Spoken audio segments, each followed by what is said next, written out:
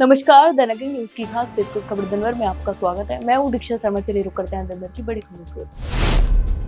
राजस्थान सरकार ने करीब 4 महीने के लंबे अंतराल के बाद कैबिनेट और मंत्री परिषद की अहम बैठक बुलाई है।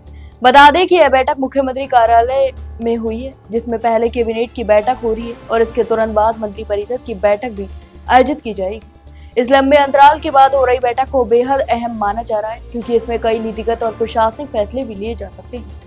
इसके अलावा बैठक में सबसे बड़ा मुद्दा राज्य सरकार के कर्मचारियों के लंबे सेवा के नियमों में संशोधन का हो सकता है। इसके साथ ही शिक्षा, ऊर्जा और अन्य विभागों से संबंधित भूमि आवंटन के प्रस्तावों पर भी मोहर लग सकती है।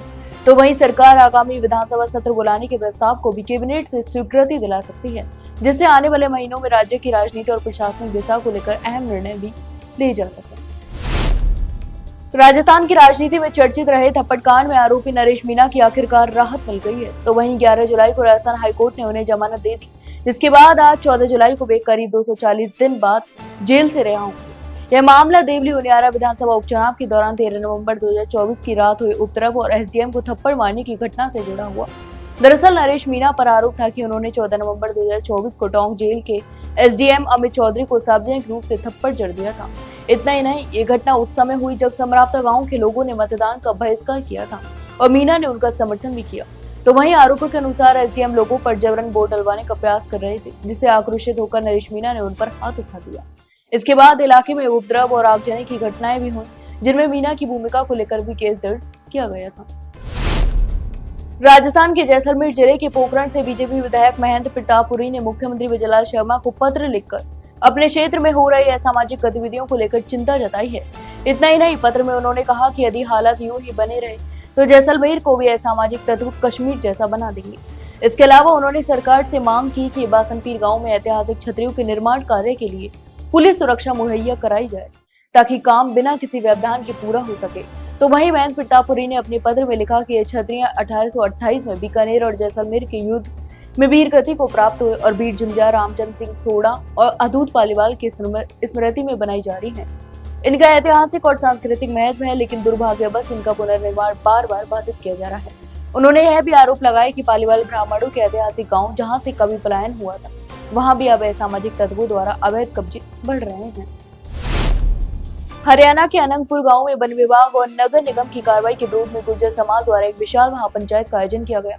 इस महापंचायत में देश भर में हजारों की संख्या में लोग जुटे, जिनमें राजस्थान से गुर्जर आरक्षण संघर्ष समिति के अध्यक्ष विजय बैसला भी शामिल हुए। इसके अलावा उन्होंने पंचायत को संबोधित करते हुए समाज के हक में मूलभूत सुविधाएं देने की मांग भी उठाई और वन भूमि के नाम पर की जा रही कार्रवाई को प्रशासनिक प्रताड़ना करार दिया। इतना ही नहीं, विजय बैसला ने कहा कि भारत के हर कोने में गुर्जर समुदाय, चाहे वो मुस्लिम, हिंदू या सिख हो, पिछले 200 वर्षों से जंगल, पहाड़ और नदियों के किनारे जीवन बिता रहे हैं। इसके अलावा उन्होंने मांग की कि ऐसे इलाकों को आबादी भूमि घोषित किया जाए, ताकि वहां रहने वाले लोग कानूनी रूप से अपने घरों में सुरक्षित रह सकें। तो वहीं अपने भाषण में विजय बैसला ने कहा कि जहां गुर्जर खेती कर रहा है, उस जमीन को खासकारी भूमि में बदला जाए, हमें वन भूमि के नाम पर परेशान न किया जाए। तो वहीं मैरी कॉम ने अंग्रेजों और मुगलों से लड़ाइयां भी लड़ी हैं। राजस्थान के पूर्व मुख्यमंत्री और कांग्रेस के वरिष्ठ नेता अशोक गहलोत ने मुंबई दौरे के दौरान भाषा और धर्म के मुद्दों पर बड़ा बयान दिया है। इतना ही नहीं, उन्होंने देशवासियों से हर भाषा और धर्म का सम्मान करने की अपील की। इसके साथ ही यह भी कहा कि भाषाई मतभेदों को लेकर झगड़े करना आज के समय में बिल्कुल अनुचित है। इसके अलावा गहलोत का यह बयान उस समय आया जब महाराष्ट्र में हिंदी भाषा को लेकर एक नया विवाद खड़ा हो गया और इस मुद्दे ने राजनीतिक तूल भी पकड़ लिया। तो वहीं हाल ही में महाराष्ट्र नवनिर्माण सेना के कार्यकर्ताओं द्वारा गैर मराठी भाषी लोगों पर हमले की घटनाएं भी सामने आई हैं। इन हमलों का कारण यह बताया जा रहा है कि कुछ लोगों ने सार्वजनिक स्थानों पर मराठी की बजाय हिंदी या अन्य भाषाएं बोलने की कोशिश की थी।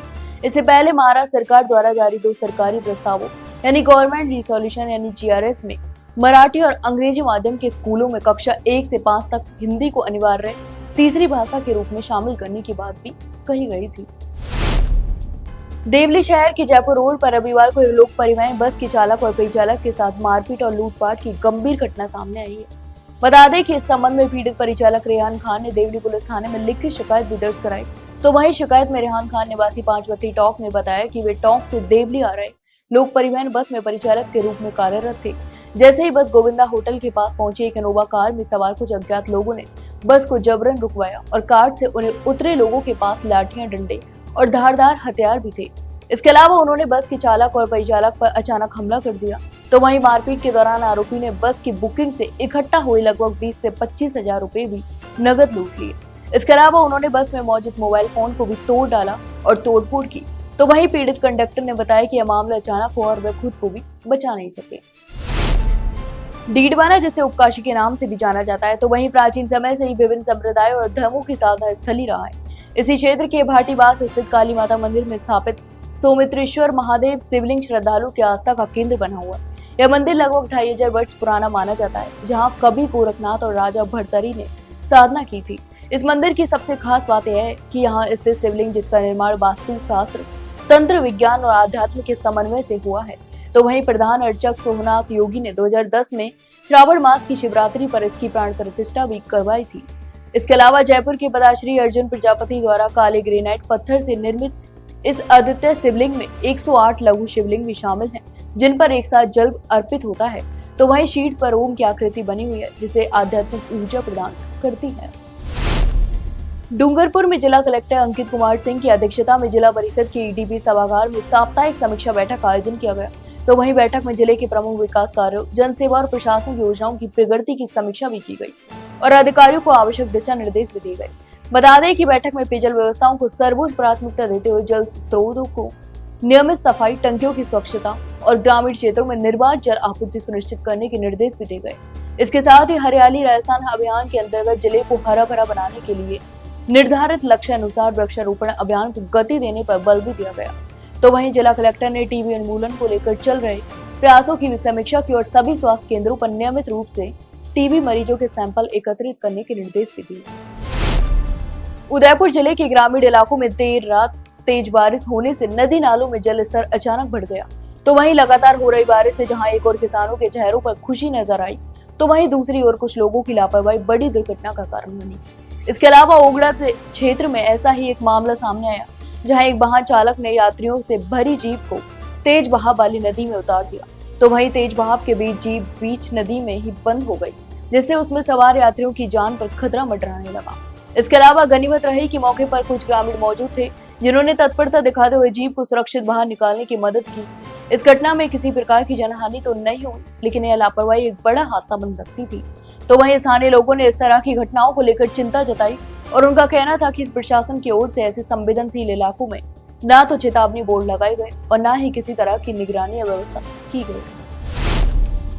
हनुमानगढ़ टाउन स्थित कृषि महाविद्यालय से नवनिर्मित भवन के लोकार्पण से पहले ही उसकी दीवारों और ढांचे में आई दरारों ने निर्माण कार्य की गुणवत्ता पर सवाल खड़ी कर दिए हैं।